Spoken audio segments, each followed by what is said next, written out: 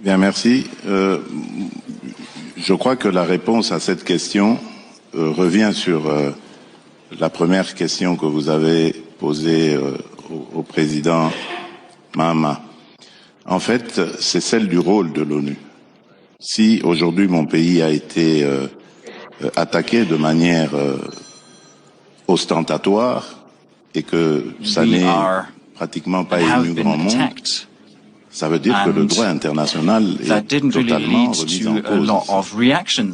Comment se fait-il qu'un pays, l'intégrité d'un pays puisse être violée comme ça, ses habitants être massacrés sans qu'il n'y ait de sanctions contre le pays qui en est responsable?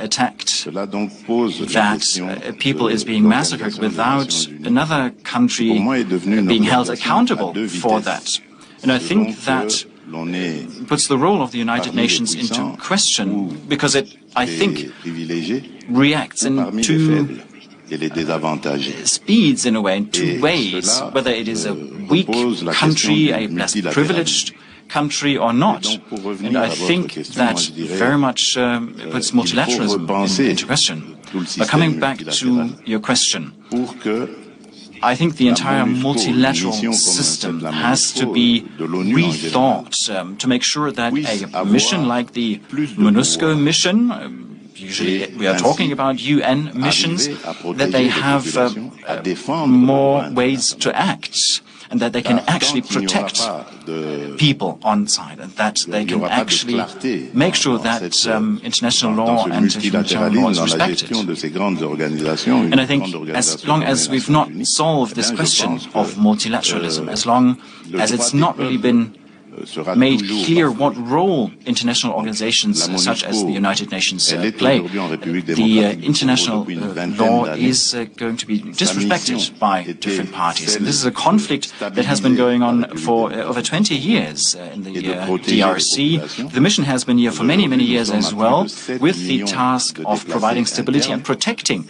the people. Today, over 7 million people have been displaced in the DRC, internally displaced, and that is also due to the most recent actions taken by Rwanda. Rwanda has repeatedly provoked such situations for many years, and there have not been any countermeasures taken, no measures taken to ascertain the territorial integrity of the DRC.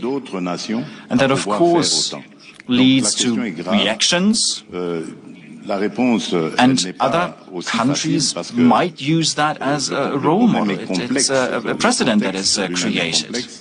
Now, of course, it's a complex issue. The entire conflict itself is very complex, but I think we quickly have to tackle these issues because in particular on our continent, on the African continent, this can set a precedent